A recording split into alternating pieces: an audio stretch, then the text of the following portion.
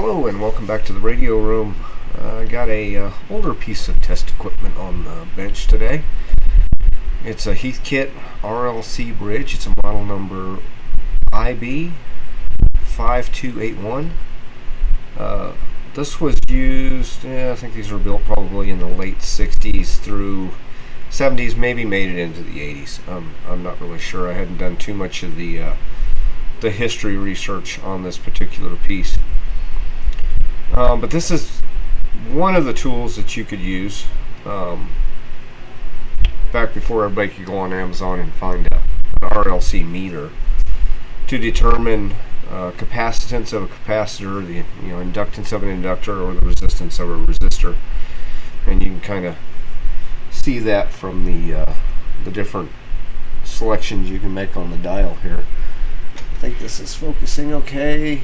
Looks like it is. So you can kind of see inductance in these three positions. We got capacitance right here and some resistance values. So yeah, it's kind of set up like like resistance. You're probably kind of familiar with seeing stuff like that on like a multimeter. So what you had to do with this thing is that you plugged in what you were testing right across these two jacks right here. You had a level control that controlled what the level of the signal it was putting through the device under test in order to test it. And then you had a meter here, which your goal was basically to dip this down to zero. You use this carefully until you got a dip. If you went too far, it would rise back up. If you went too far the other way, it would rise back up. But you were always going for zero. And to get a little bit more accuracy, you would turn your level up just a little bit and then peak this over if it was off a little bit. Fine tune this a little bit more and try to find the dip. And then going by where on this scale this pointer is, you could tell what the resistance, what the inductance, or what the capacitance of the device you were trying to test was.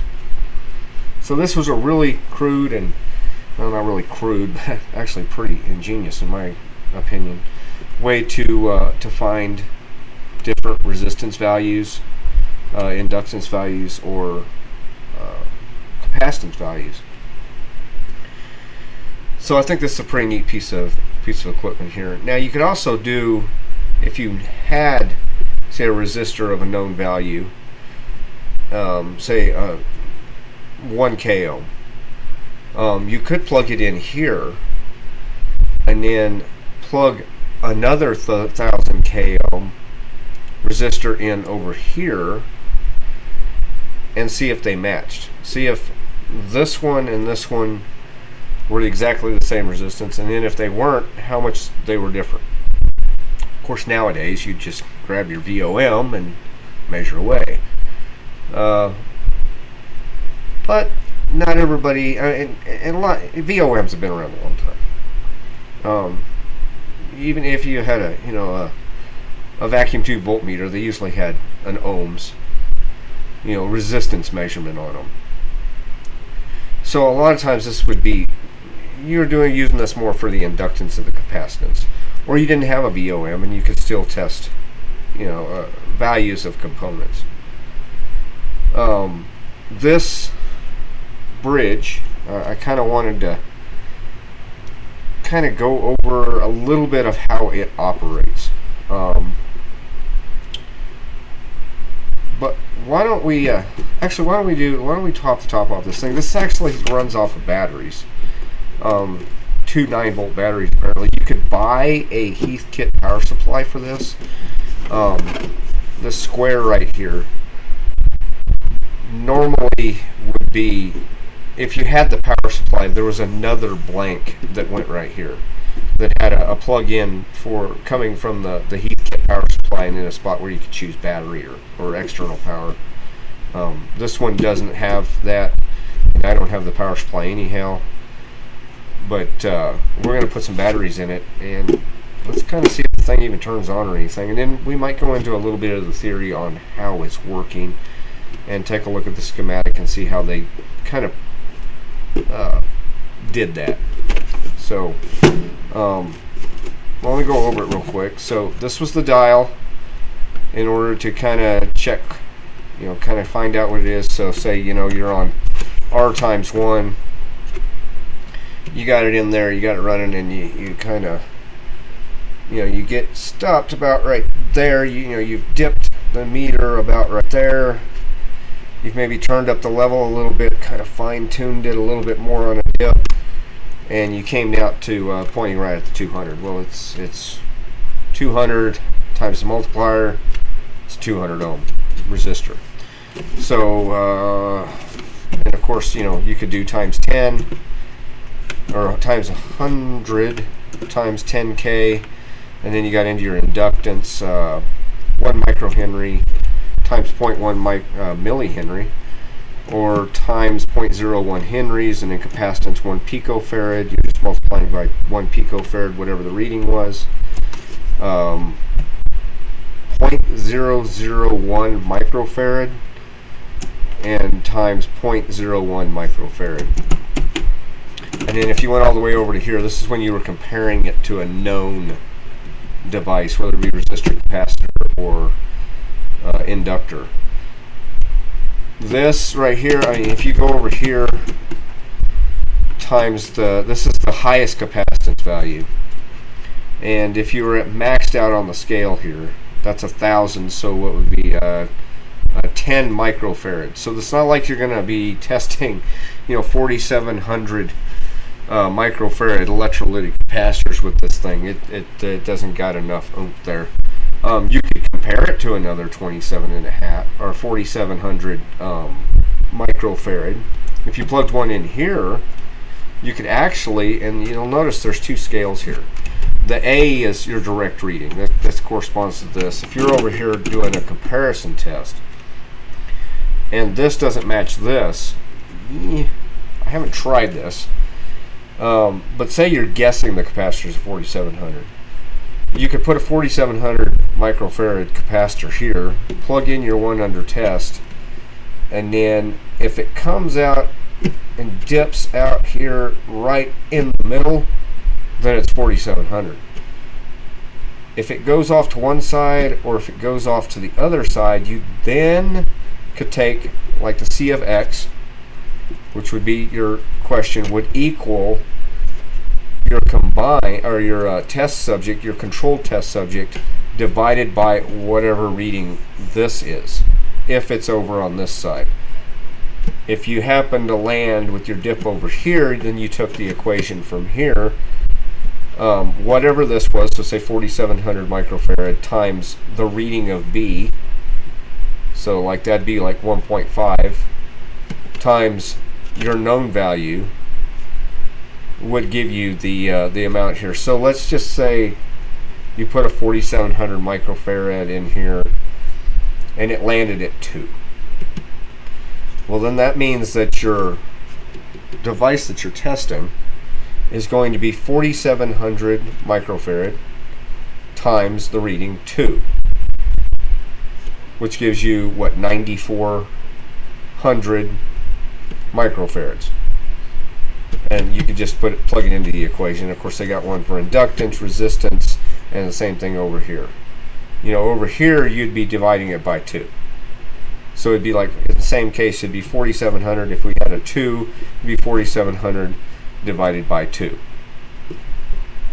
So what, 23.5 or 2350? 2,350 microfarad in that case, that example. This did come with a little spot right here. That was for you to put your test leads into. You can keep your test leads parked in there. Nice little spot to just keep them. Nice carry handle. So, but let's turn this. Let's open this up and see what's flopping around in there. I want to bet it's probably the leads, or the battery leads. Looks like it's just going to be some Phillips screwdriver action going on here, I believe. Might get a little bit more light on the subject here. Oh no, we're going back to the 70s. we're getting a straight screwdriver.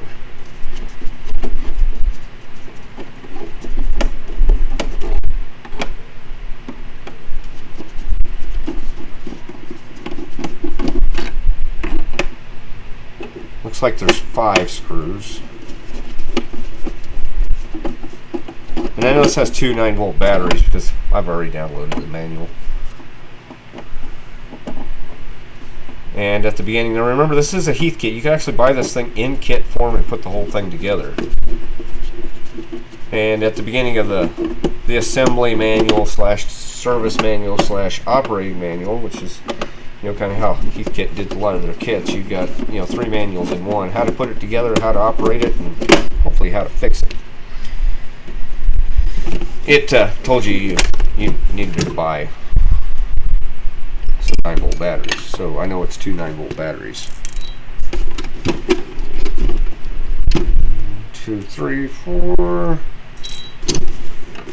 and 5. So does the top come off? Or does the top comes off?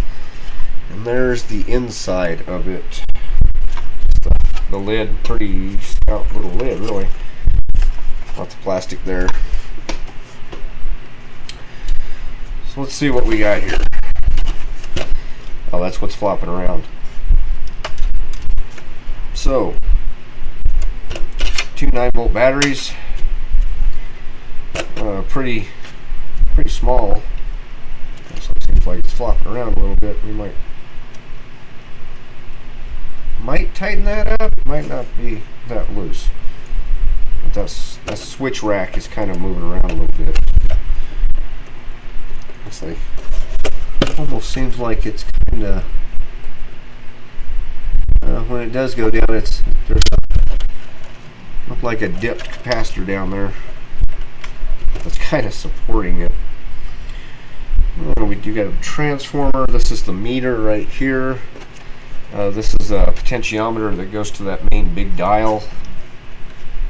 It's where our batteries go in. Looks like there's a spot that you can. That's kind of cool. Looks like there's actually a parking spot for spare batteries in here. It's almost what it looks like right here. Let's see if it'll actually hold it. Doesn't look like it really does that anymore. That's what that was for, almost what it looks like. But you could put spare batteries in here. But normally your batteries look like they just sit right here like this.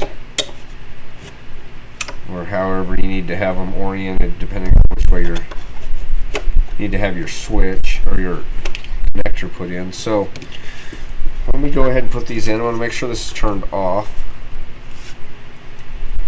And we'll plug these in.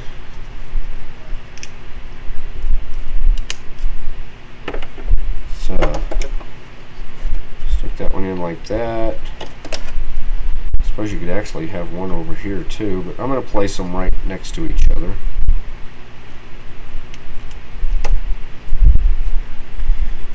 And we'll just do it like that. So I am going to let me see if I got. I might have to find some leads for this. I don't have any.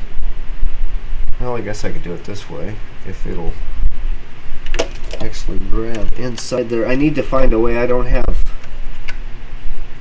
That looks like it might work. What I'm doing is I'm putting some alligator leads in there, so we got something to use as test leads, because I don't have any test leads that came with it. Would also be, it'd be really useful right here, and I don't have any set up. You could take an alligator clip, probably one of the bigger ones. Yeah, it'd be a bigger one than this, but some of them have where you can put a bigger wire into them, and you could probably buy a banana plug. Banana plug that you could crimp or solder into the. Of course, course, it wouldn't have this case on it, obviously. But you could have it soldered or whatever to the other end of this, and then you could plug that into this, and these would just be out there, and then you could clip your whatever you were testing in there. So maybe sometime in the future I'll make some of those. That way you just clip it right on the front of the RLC bridge. Because one thing you do got to be careful of, I'm not sure how sensitive this thing is, but these leads could throw the reading off, especially maybe if they're running right next to each other, you know, like that. That's going to add some capacitance to your measurement. Just the wire length itself could add some inductance, so, and maybe even a little bit of resistance. So it could throw it off. So keeping your leads short would probably be a good idea. So let me see something here. Let me see if I can find a resistor. There's 120 ohm. I'm going to turn the level all the way down, and we're going to see if this thing works at all.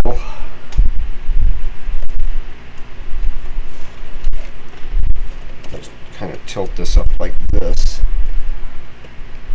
kind of get a little bit of light off of it. Maybe I can read it. So first off, I'm gonna turn the power on and see if it does anything. Well, the needle is doing something. We're in Z of S, so let me go to R times 1,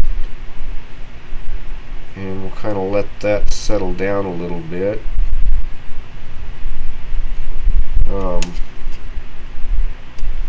Resistor. Go ahead and put it in the clip here.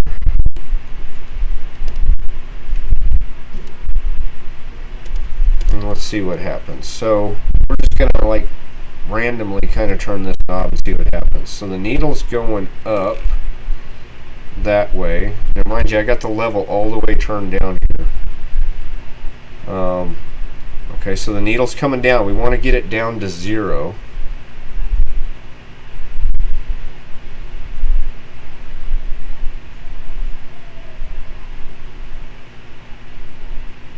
Well, that's really interesting.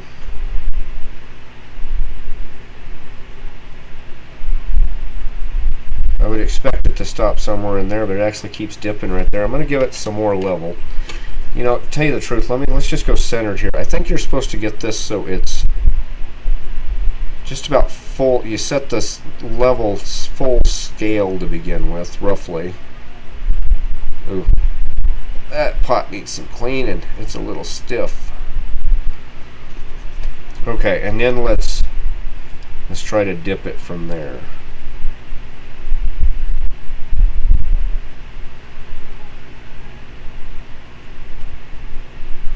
Well, it's supposed to be 120 ohm, which is way off the scale. Let's go up to R times 100. Still way off the scale.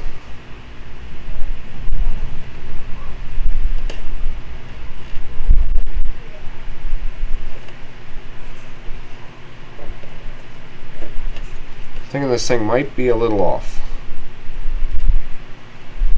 as far as adjustment or something. I'm going to do something here. I'm just gonna kind of bend these over and stick it in here.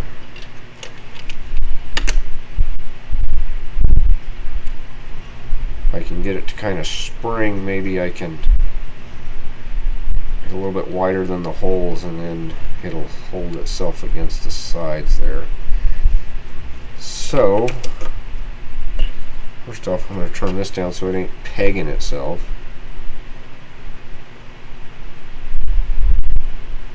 Might have to look at see if there's some adjustments on this. We could have some stuff off.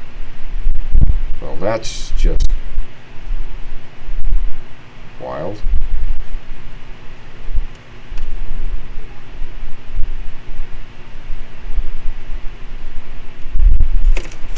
Let's do the old shuffle here. Let's make sure our switch ain't going all the way around and around and around.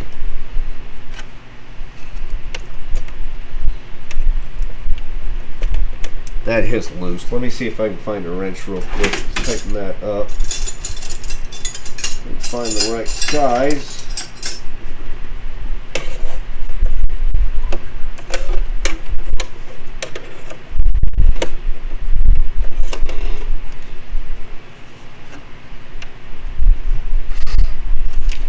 I'm just going to tighten this nut up.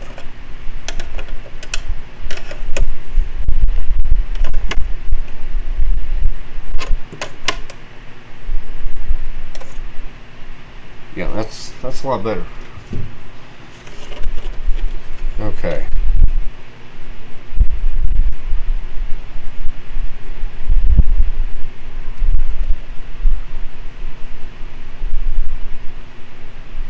It's not in there real tight, but still kind of doing the same thing, isn't it? So I'm thinking this might be off. Might need some adjustments or whatnot.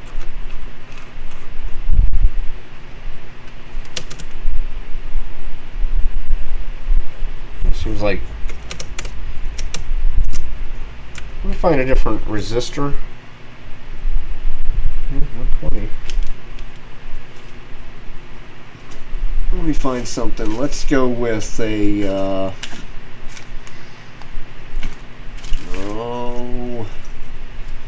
trying to find a big one.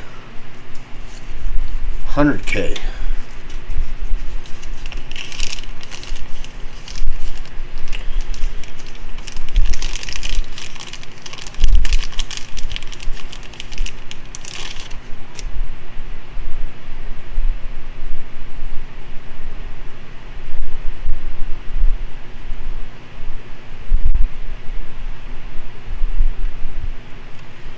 So let's turn this up to there.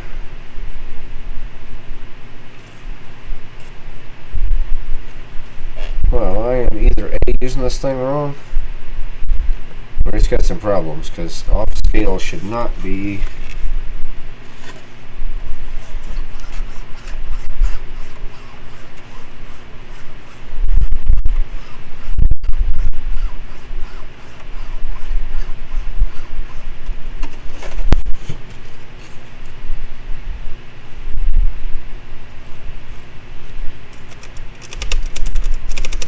I'm just wondering if the switch is dirty and stuff.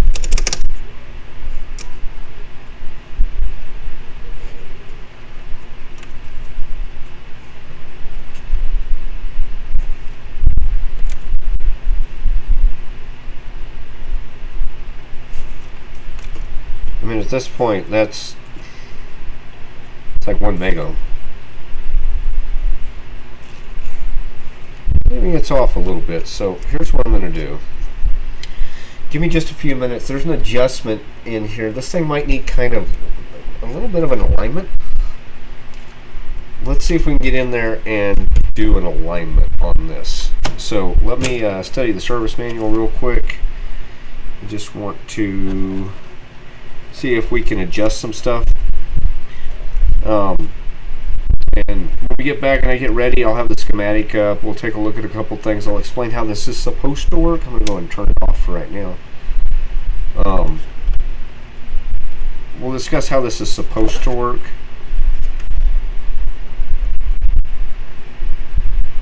And see if we can figure out why it's not doing what it wants to do, or what we want it to do. Just looking over the board real quick. I'm really hoping that's a open bottom. Otherwise, everything's right up against aluminum. Let's see. So yeah, let me pause the video. I'm going to take a look at the schematic a little closer and the manual, service manual, assembly manual. Just about any Heathkit product you buy, it's going to have to be aligned. calibrated, tuned, whatever it happened to be upon initial construction. So there's going to be some instructions in there, and we'll see if we can't get it so that it's reading right. I'm thinking we got some misalignment in here or something. Something's going on. So be back in just a second. Okay, we're back. I've printed out a couple sheets from the service manual and a picture of the circuit board, X-ray view, and we're going to see if we can't do a quick adjustment on this, see if that helps anything out. Another thing I was thinking about while I was pondering through the adjustment is it seemed like every time we're trying to test that, what was it, 190, which should have been right there, adjustment, it was way over here. Well, that's really high resistance. So we're going to do this we're going to do the adjustment real quick. I'm also going to see if I can't clean these. You know, if these right here,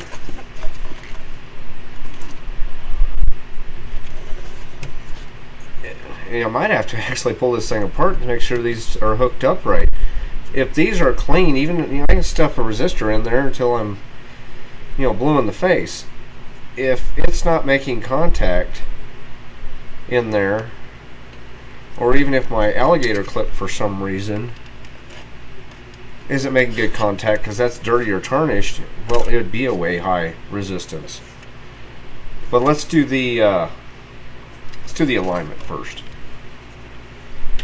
So I do have these sheets here. Let me see.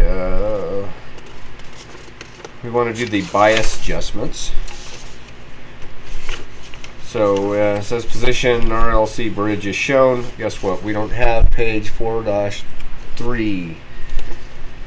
So we're just going to do this by the instructions and look at things. I've got a small screwdriver right here that we can get to our adjustments with, and it looks like that should work. R9, 14, and 33 is their rotation. I'm not going to move them around too much right now. We're going to turn the power switch on, and then we need a voltmeter, which is right there, up in your top right hand corner of your screen. So this one we need to be in DC. We're going to be measuring up to 5 volts. I'm in the 20 volt segment because that's the lowest reading I can go that still gets me 5 volts. And then we're going to connect the common lead of our voltmeter to the chassis. So let me get my leads here. I'll try to do this without knocking the camera that's watching the voltmeter around, and also please excuse the dull roar in the background. It's a little warm out here and I got a fan going. So let's see here. We'll just go take the negative, the chassis, and it says connect to point A. Connect the multimeter or voltmeter probe to circuit board point A,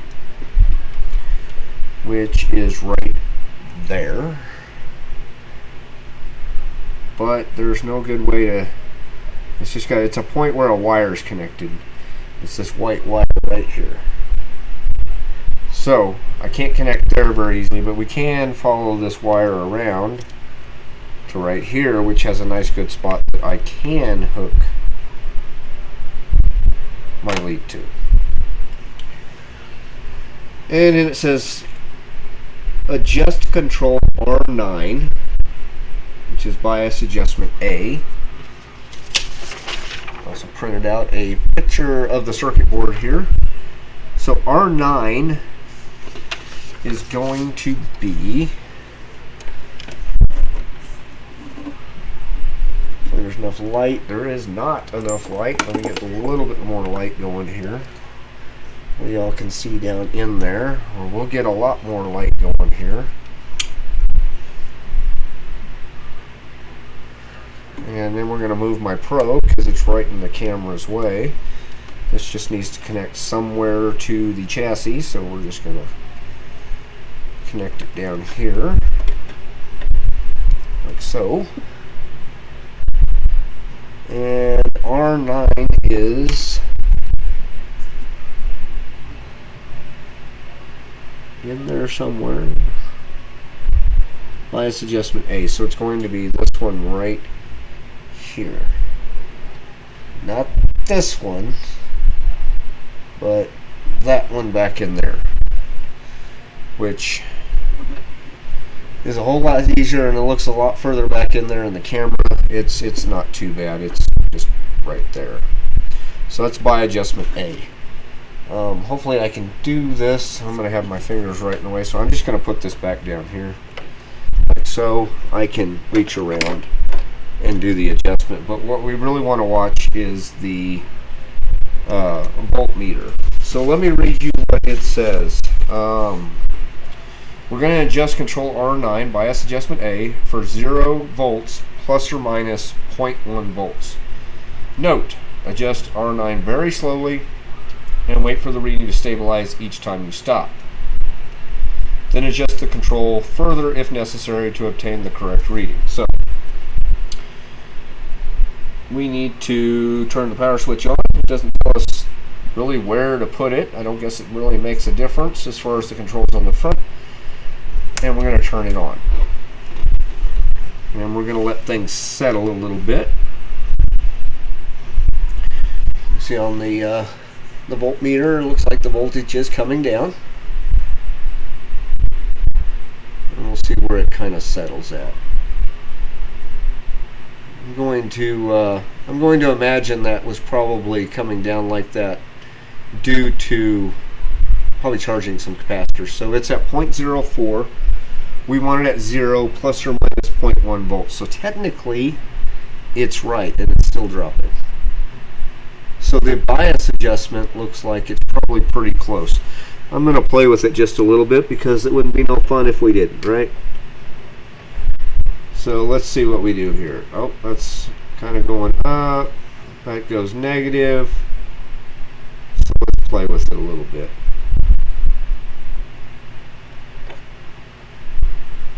So we went too far that way. We'll adjust it a little bit. And we'll do a little bit more.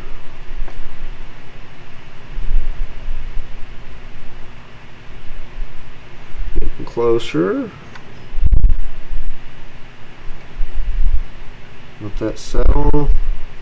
So we're at least as good as we were a moment ago. I'm going for more. 0.1. Ooh, too far.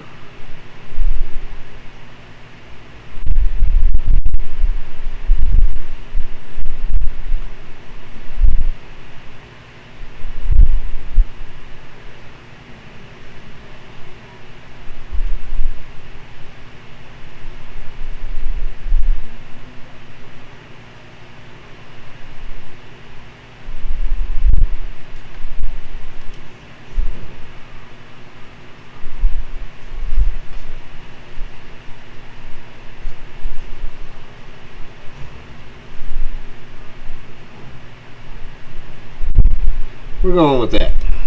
That's definitely within specification. So, it says set your meter to the lowest capable range of measuring 5 volts AC RMS. So, AC volts, best I can do is 200. So we get a resolution of 0.1 volts. Okay, so we got the voltmeter still at A, and adjust control R14, which is feedback adjustment, which would be this one right over here. Right there. For a reading of 3 volts AC. I don't think we're getting any closer than that. So we're going to leave that one alone. Then we go back to the DC reading. And we're going to touch the meter probe to, and go ahead and unhook this, the collector of transistor Q8. So Q8 is going to be, I don't think y'all are going to be able to see this. No, it's just way too bright. Let's turn that off.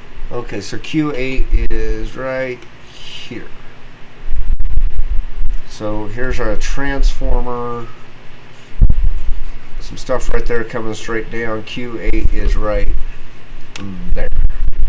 The adjustment we're going to make is right there. So they're very nice on this. They actually labeled around the transistor. So we do have collector, base, and emitter.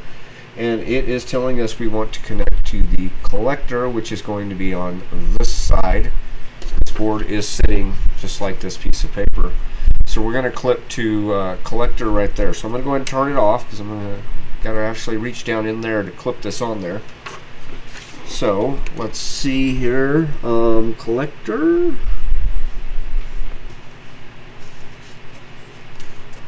Get a little bit more light going here. I'm going to hook to the collector. See if I can actually get this in here.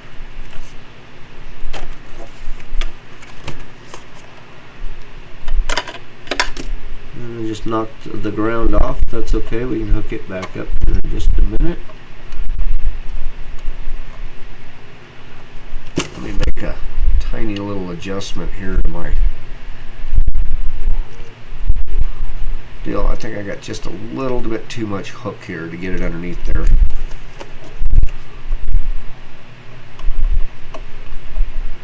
Okay, so I am clipped onto that. Well, I was clipped onto that. See if I can come in from the other side. Okay, so we're clipped onto that, and I think I can still access R33, which is right down in there. Okay, so let's see what we're doing here. We are on the collector. Just want to make sure that I'm not up against the base, or that's going to short that out, and that's going to be very, very bad.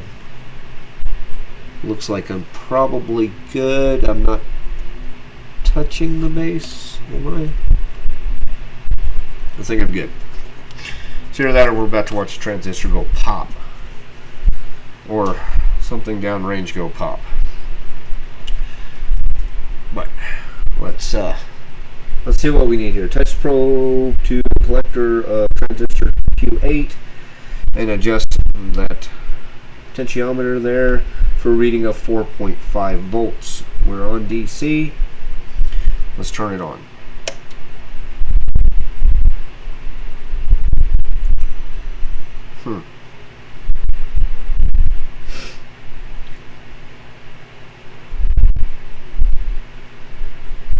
Well, that's not reading anything. Probably because I don't have this hooked up. What do you think? Let's hook that up. Ooh, 5.61. Wow. See if I can't get in here and make an adjustment. It's saying 4.5 volts.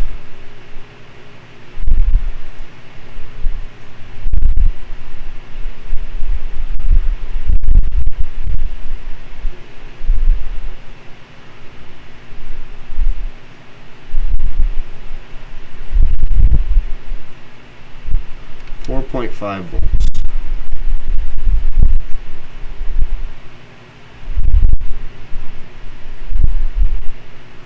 Okay, and now what we're going to do is we're going to go back through.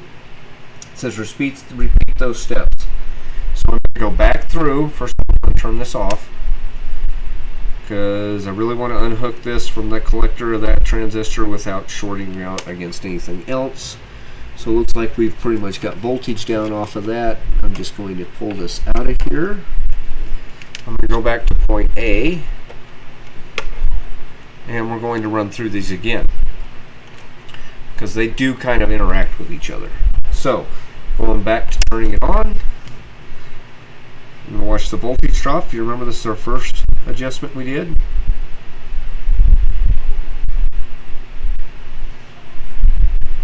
Pretty sure that's probably a capacitor charging somewhere. Well, right now, so far we're within spec. And we're still well within spec. Okay, so then the next step was to check for 3 volts AC at the same point and adjust the feedback if necessary.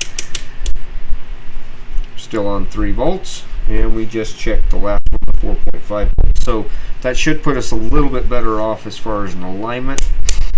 The next test that they did have was the dial calibration. So I'm gonna turn this off.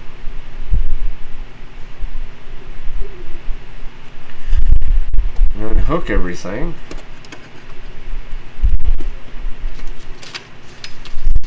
Change the view for y'all. We don't need the voltmeter in the view anymore, so I'm going to get it out of the way as well. Set it back up in its normal little home. Turn it off. Okay, the dial calibration is supposed to be set with a 100 ohms resistor in here.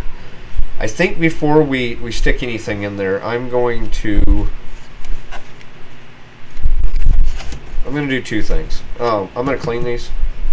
I'm just going to get some deoxit, probably a Q-tip or something, clean those out, and then we might make sure that there's something here. There should be a signal at this point. An AC signal, probably 1,000 hertz or I think 100K, somewhere in there. There is an oscillator in here because you got to test capacitors and inductors with AC. It's the only way you can read it. So we might test to make sure that there's a signal coming out of there. Make sure they're actually hooked up. So let me get the deoxit real quick.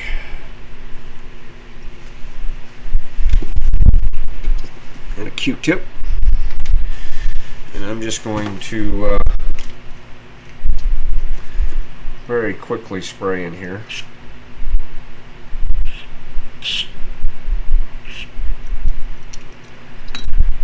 And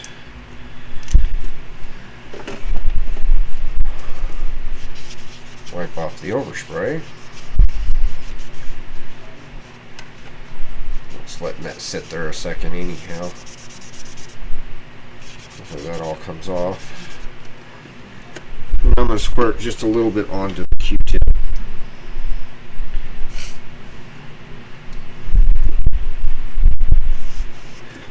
See if I can't.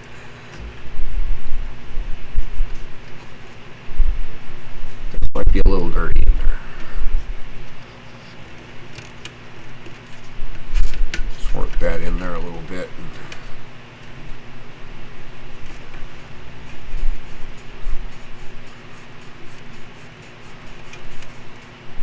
Clean those out. A little dirty.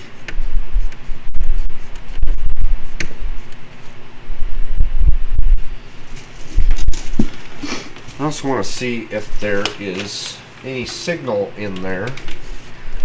So what I'm going to do is I'm going to go to a capacitance reading.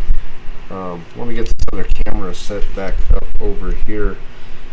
Let me pause. I got to get it focused. I'm going to pause real quick, and then we'll be back, and I'll have another view with the other camera.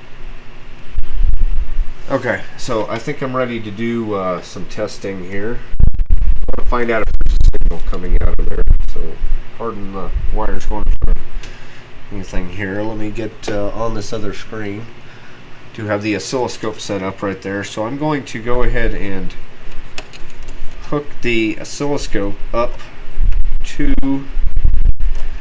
hopefully, actually what I'm going to do is I'm going to plug this, I'm going to plug an alligator in there. What if I can just do it this way? Yeah, I won't say. Hopefully this is reaching in there far enough to actually be touching that, and then I can clip my alligator clip to my alligator clip.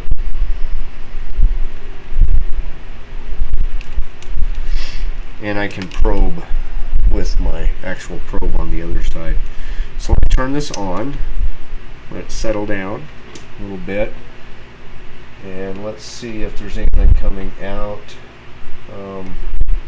Looks like there is. It's pretty small.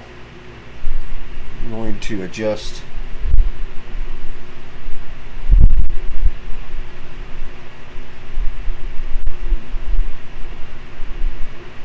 Things down a little bit here. This does not look like we're getting much of a signal out of this thing.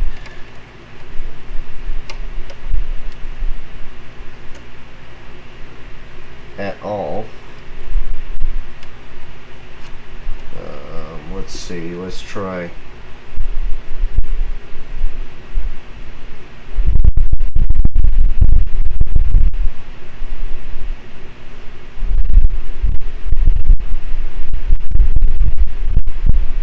No, that's just noise.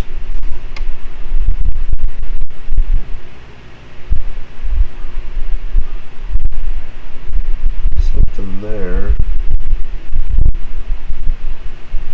This is not what we're supposed to be looking at right here. Let me, I might have to turn the level. Oh, there we go. I need to turn the level up. So, we'll get this 1 millisecond. Let's make it, wow, it's still not a very, very high signal. I was looking at the service manual earlier, and I might have to look at it again, but they were talking that this should have been like 1.8 volts peak to peak. Just to give you a reference here, that's a half a volt per division.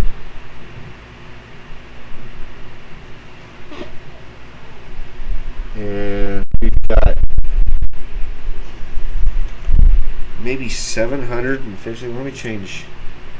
Well, that changed frequencies, that's for certain. But the amplitude doesn't seem like it's changing much. Let's get back into an inductive.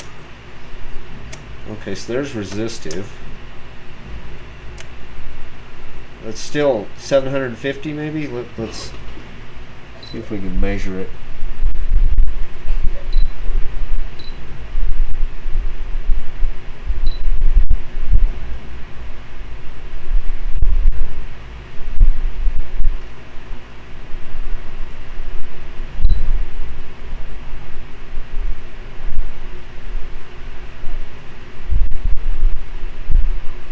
Showing peak to peak 640 millivolts.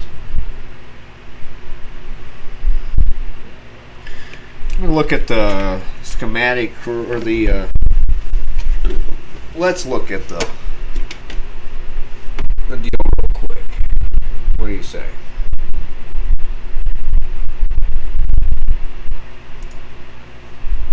What I was going by is right here. Not really saying, and of course this might be okay, so in at ZS right here in that position 1F, it's not really telling me where they're measuring those from, but see, you do have 1 millisecond waveform, so that's 1,000 hertz. At B, that's showing you your switch selections. At B, Maybe this is test points inside of there. Let's check. Let's do that. So that's showing. Was that 0.6 or 6? 0.6 volts maybe. That's 8.4 volts. What's it? Maybe C. So maybe at these different points, A, B, and C. Or is that on the board C? So let me take a look at my layout sheet, wherever I put it. There it is. And let's go back to this screen.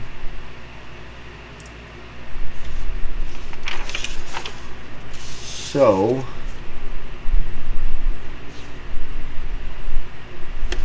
let's go back to this. Just at B. So maybe that's B. Where's B? B. A. Let's try A. You know, what the heck? Let's do it. So this was A. Oh, that gives us a different picture, doesn't it? Let's turn measure off here.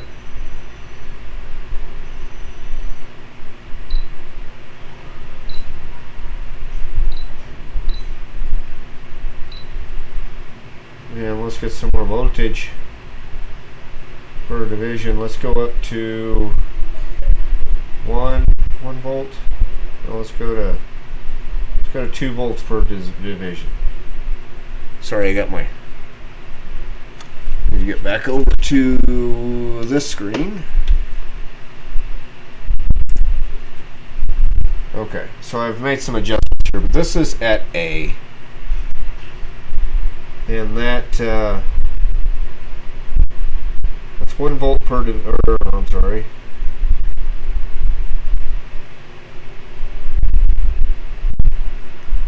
Get to 2 volts per division. 2 volts per division. And we got 1, 2, 3, 4, 5. So it looks like we're looking at, let me position that, put the measurements on. That is 9.92 volts peak to peak. Let me see what kind of comparison that has on the screen, and I'm hoping that this is actually working right now. No, it's not. I just know it's not. Let me, we did go to 4, but that's okay. So you should be looking at what I'm looking at now. Oh, let me close this right here. So A, that was supposed to be 6 volts. I'm just guessing here that this B here means that that's where they're testing it at, and then C is 1.8 volts. So let's see if we can't test our theory some more. And let's see, where's C? Well, C's right over there. I don't know if I can get to that. It's that other white wire, which goes to right here. So I'm going to test here. And that is a lot less voltage. And a whole lot different frequency. Maybe that's not C. No, that should be C.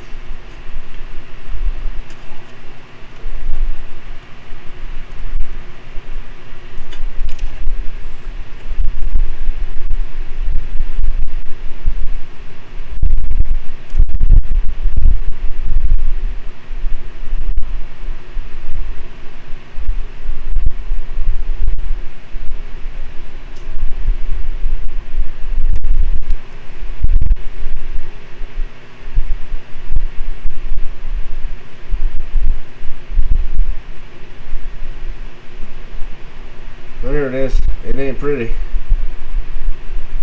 That might be a lot, looks like a lot higher frequency.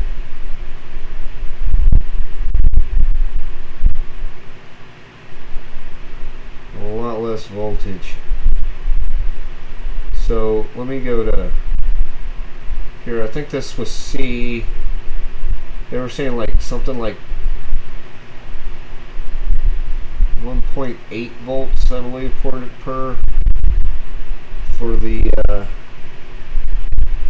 reading. 1.8 volts. Steam measure. 1.66 volts, so that's 1.73. So that might be right. I'm betting it's a high. That's probably like 100 kilohertz or something. We got 50. Let me do it this way. Get rid of this.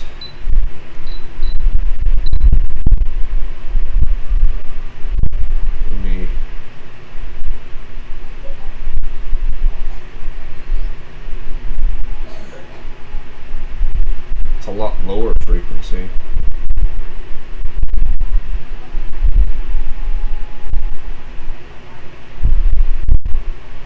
No, I'm sorry. I'm still getting used to this oscilloscope. It's actually nearly backwards.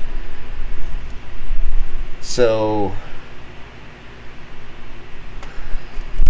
I don't even think y'all can see what I'm doing. I just noticed that. So let's look at C. They're still saying 1.8 volts, but that's 1 millisecond. So let's see here. 1 millisecond, so it's still 1,000 hertz. We go back to this.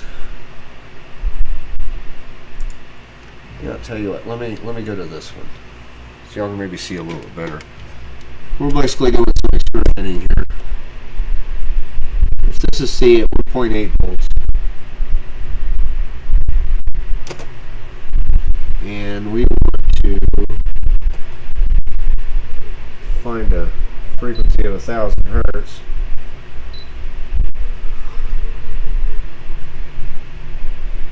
Frequency, that's 60 hertz.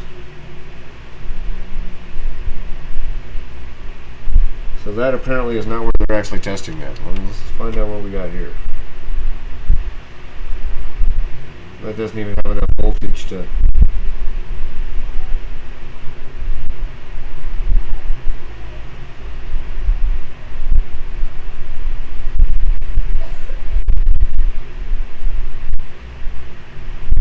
I'm back out on the front. You know, I'm betting this is probably grounded.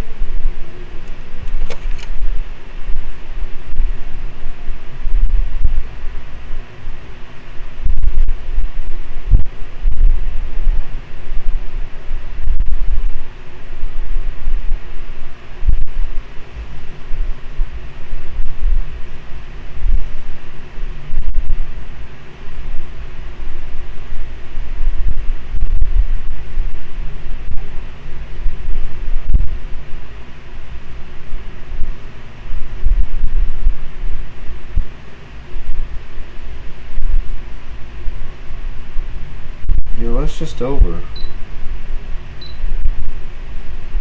1.17 kilohertz. So it's not off by much if that's what you're supposed to be measuring right there. That looks like a good signal out off the oscillator. It's off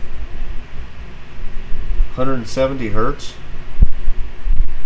which shouldn't hurt anything. So we do have that. Let's try a resistor in it again.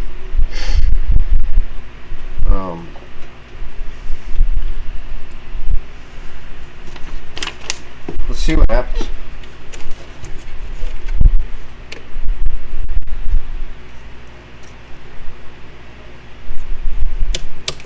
This is the 100K.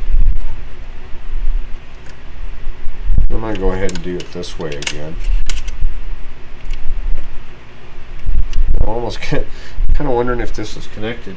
If these jacks here are connected good or something. I might have to pull the board up and find out.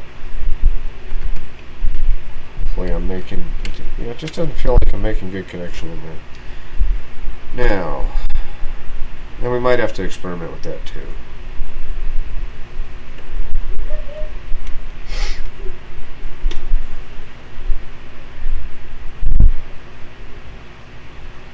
So we're talking 100K.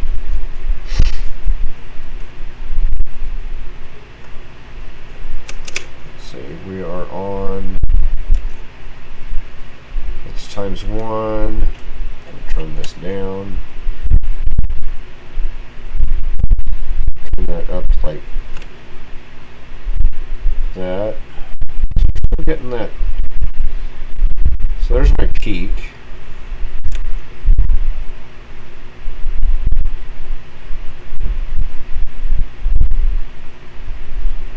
This thing ought to be able to read, I think, up to like 10 megohm, which is a lot higher than what the resistor is I got on there. Let me see if I can find that other resistor. What was it? 200, 190, 290, something.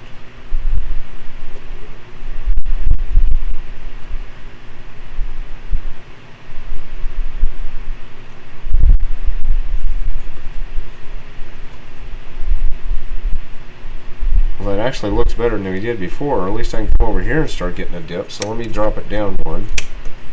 That's times 1. I'll see, we're starting to get a little better here.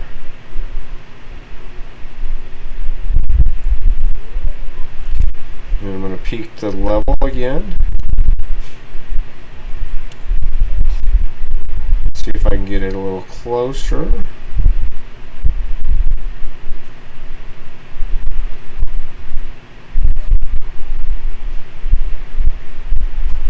So that's showing we're in times 1. About 112. Let's see what this one actually is. Just gonna put it on my DMM here.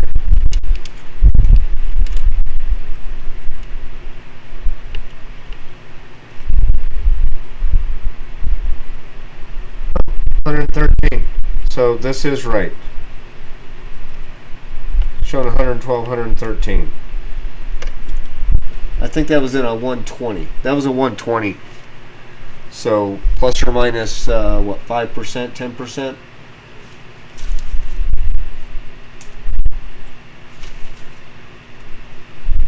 So that's actually reading right now.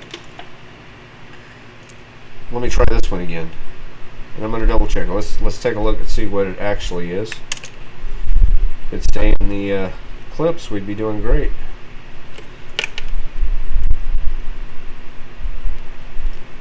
It is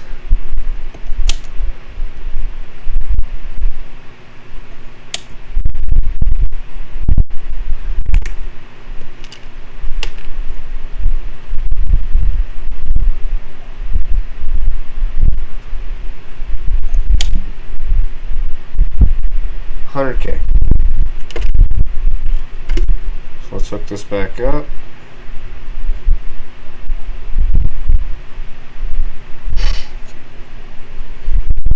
Turn this it's way up there, so then we're going to go to there.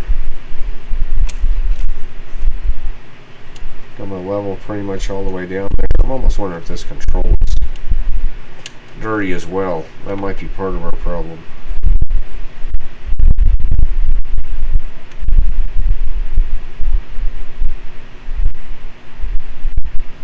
Okay, that's pretty close to max. I'm going to go to 10K. So I'm going to increase our level so we can actually see a dip.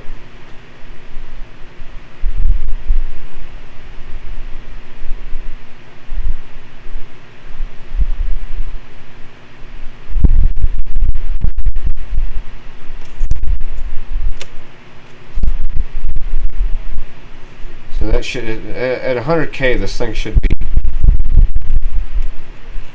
over here or here on the 100 scale.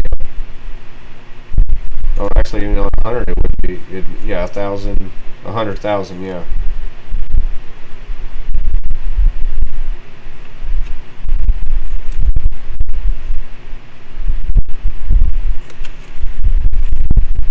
So we got some problems still.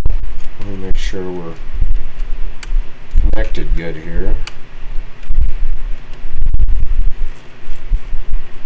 Oh, maybe we just weren't connected good.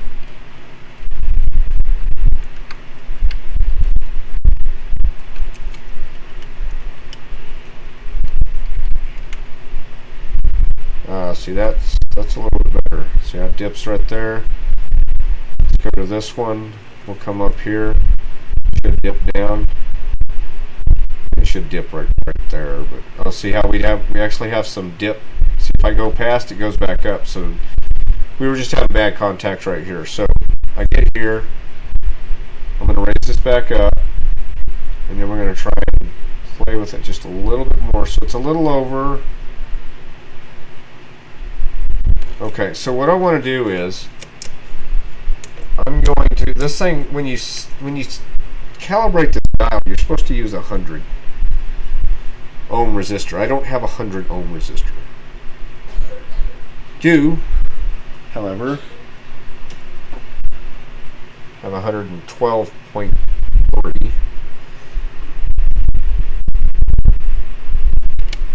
This is 113 ohms, which is going to be a little hard to see. So maybe we should try like a 220, something we actually have a line to go off of. Or let's go see if we got a 220. I got a 220 ohm here, and that should be, let's see, 5, 10, 15, you know, so 10, 20, 30, 40, 50. So we should be right there and have our dip. So I'm going to put this one in. It says do a 100. That way when you calibrate it, it's right there. I don't have 100. I mean, I guess I could do 2 of these in parallel and it'd be right there. Maybe we'll try both.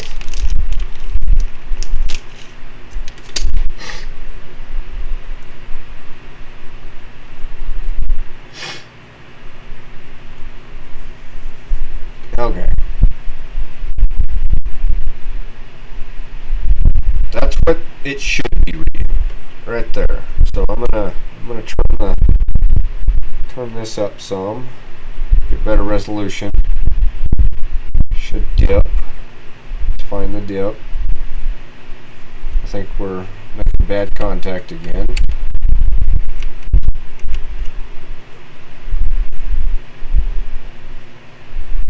So that should be our dip right there.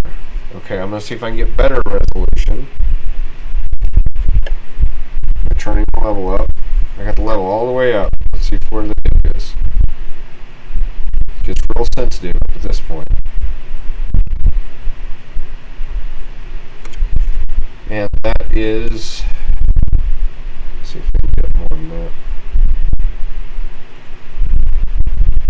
Just under 220. Let's make sure, let's see what the other VOM says, or the DMM says.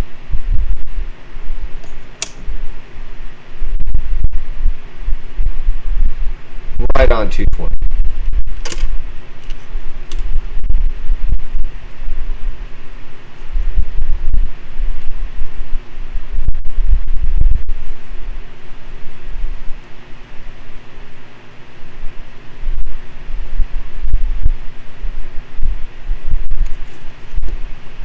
That is just about right on 220. I'm actually going to grab another 220, put it in parallel.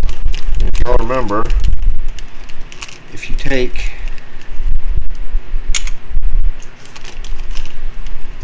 resistor of an equal value and put them in parallel, you just half the resistance.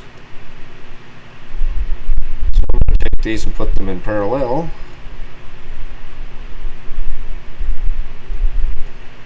Might have to twist them around each other just a little bit so they'll fit, go in the alligator clips and stay. Put together, stick these in here like this, and make sure, let's make sure we're staying connected good here.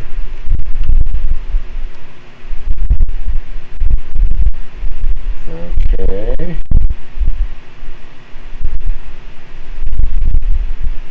Now I do have level all the way up, so see, it's just below a little bit. So basically what you do is when you have the 100 ohm, you find the dip for the 100 ohm. Well, in this case we're doing 110, so it should be like right there. Instead of being right over here, it should be right there, would be dead on for 110 ohms. I'm going to verify real quick that this is 110 ohms with these two. My other multimeter, it's 109. So we're going to find 110 here. Or right, let's see. Right about there. You can see the dip in the needle. And that's just below 110. That would be 110. So this isn't off by much.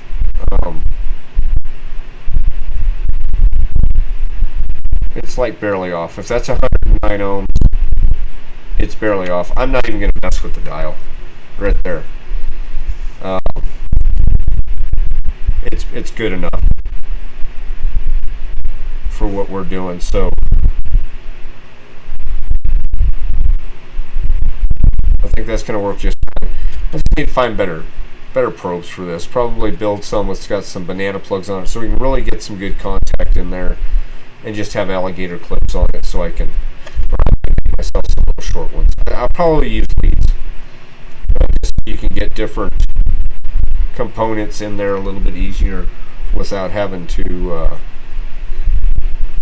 fight if the legs are not quite the right distance go between there. So I think this is actually going to work. Let's try a capacitor just real quick. I'll probably end up making a second video to go along with this one, maybe kind of covering how this thing is supposed to work, because this has already turned into a long enough video. I wasn't anticipating it not working. So let's go with, this thing goes up to 10 microfarad, but I don't want to be up at 10 microfarad, so we're going to try just a little bitty resistor or a capacitor here. This is a 0.1 microfarad. Get our resistors out of here and turn the level down. And I'm going to clip to this. So in this case, what we do, let's start down here at the lowest. Now I do want to point something out here. You can actually see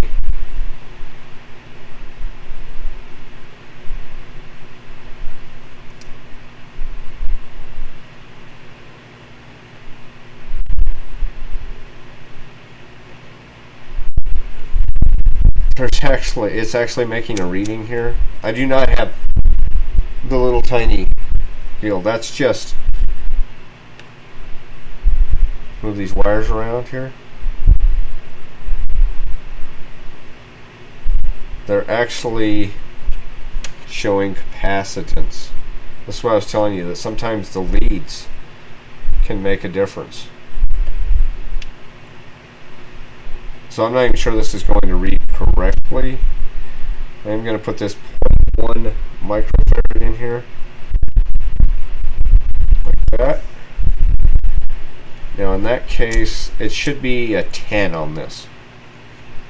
It should be all the way over here. which is a little low. So let's go here.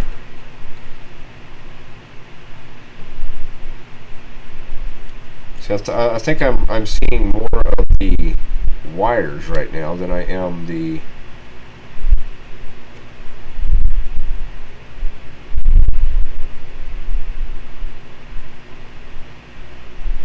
does actually have a peak or a dip right there. It's actually off the scale, which means when you go up here and then I come down here and my peak is actually below the scale. Just kind of telling me I may have some wires. The wires actually might be. So let me eliminate that.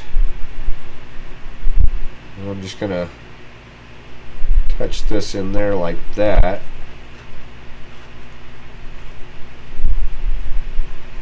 This might be a kind of a funny value to try this with.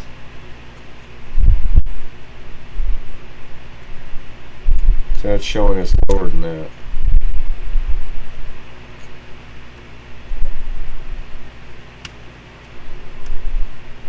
Once again, we might be kind of having a problem making contact here.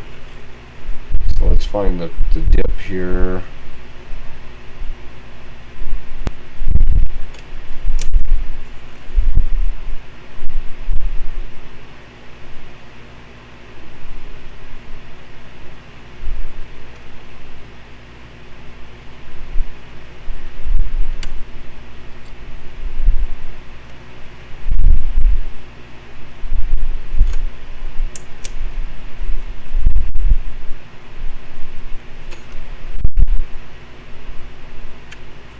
Really, it should be right there.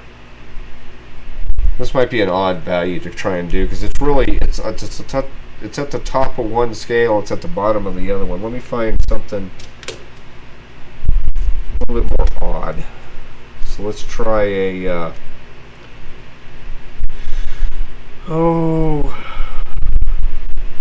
maybe a 4.7. Let's try a 2.2 microfarad. I'm going to go ahead and hook this back up and see if I can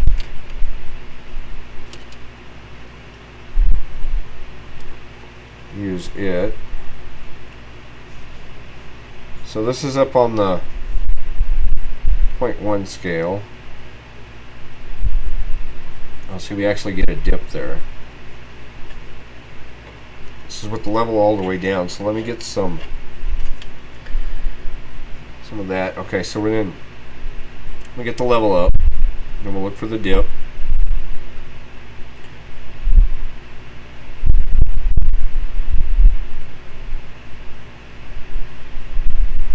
And see, this could be, if I can get a little more accurate here.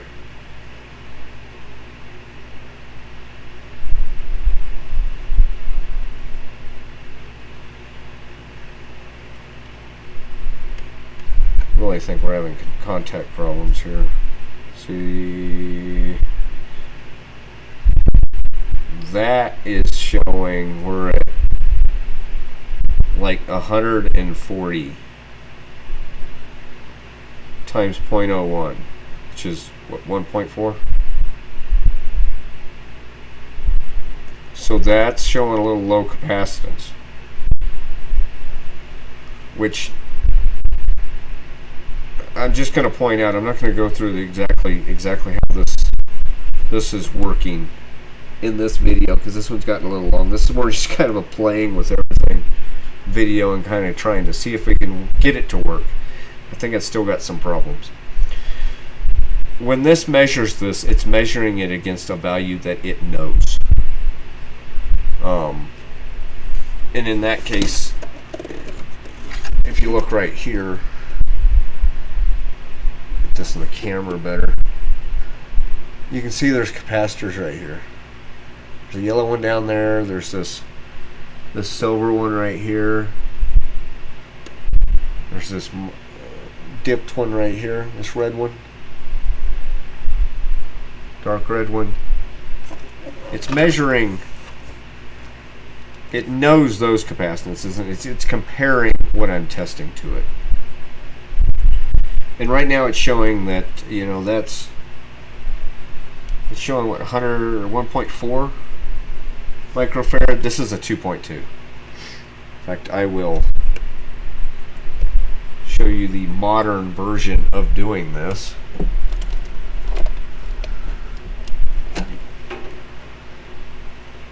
So 2.2.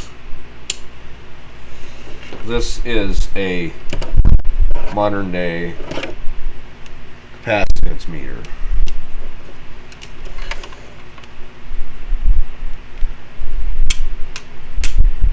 But you guys cannot read that. Maybe you can read it right there. And there it is. Find my. Okay, so this is a modern day. Hopefully this thing's going to work. So it shows 2.02 microfarad. It's really a 2.2. So that's not showing too far off. That's acceptable. I mean, that's within basically 10%, maybe a little low. But it's showing pretty much what this capacitor is supposed to be, give or take.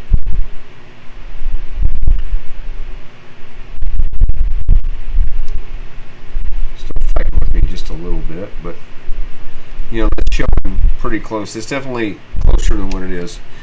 But if one of these capacitors in here has lost some capacitance,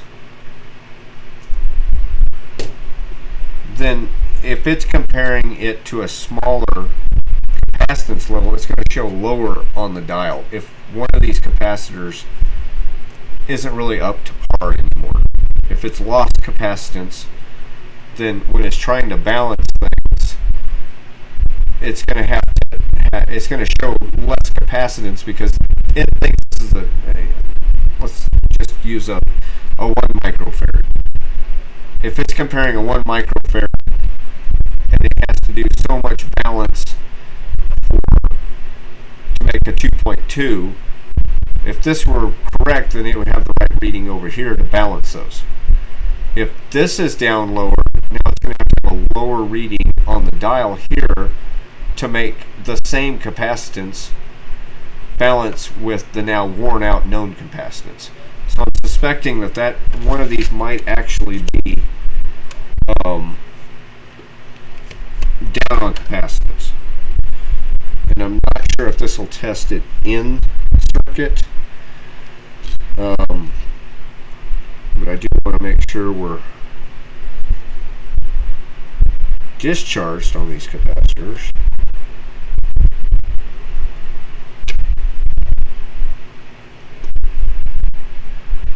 So I'm just going to use this resistor and basically short the capacitor out. All these capacitors. Just leave it there a second and it'll. So let me see here. This one says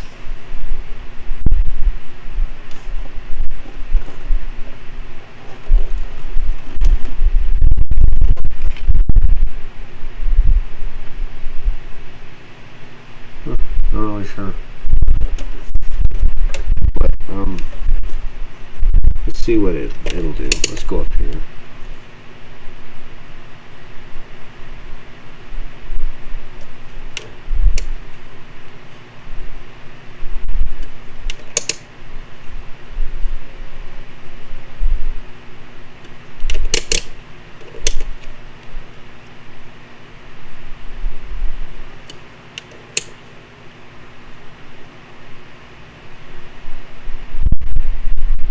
Okay, that's showing 10 nanofarads.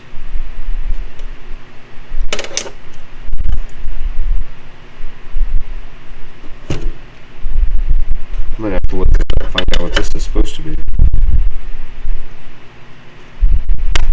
Yeah, 10 nanofarads.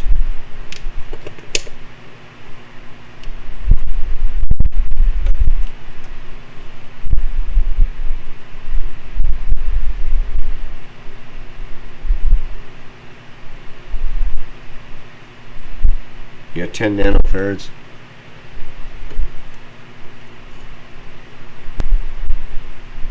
Not showing like 0.1 nanofarad.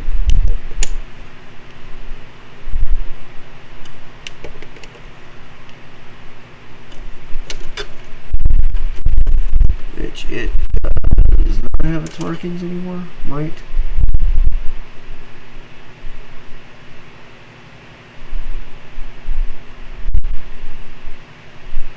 That one actually might. This one might actually still be good. Of course, these things are.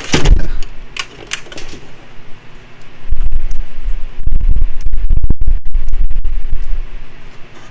I'm not even sure that's really making contact. This switch might need some help too.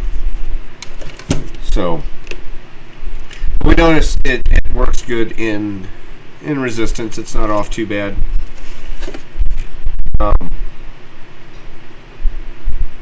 Yeah, I think it just needs some work.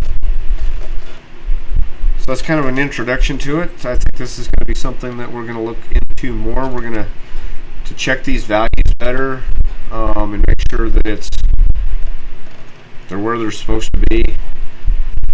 Might check out the switch a little bit. I was doing this and I was actually moving the contact around a little bit, so we might have to actually pull that back, turn it, make sure that our contacts are in good shape. They might be having some problems. So that is the Heathkit RLC Bridge model IB 5281. Looks like we probably need to do some more cleaning on it, a little more checking on it. But I just wanted to bring it to you. I'll do a little test, mostly just kind of a playing around with it video. And we'll get into some more technical stuff on it probably in the next video for it. But wasn't doing a whole lot out here in the radio room. Seen this up on the shelf, wanted to play with it, and thought y'all might want to come along. Hopefully this video isn't too long. I think we're already looking at like an hour and a half, maybe 2 hours, so take your time going through it. Alright, that's where we're at. We'll revisit this in a later time. Thanks for stopping by.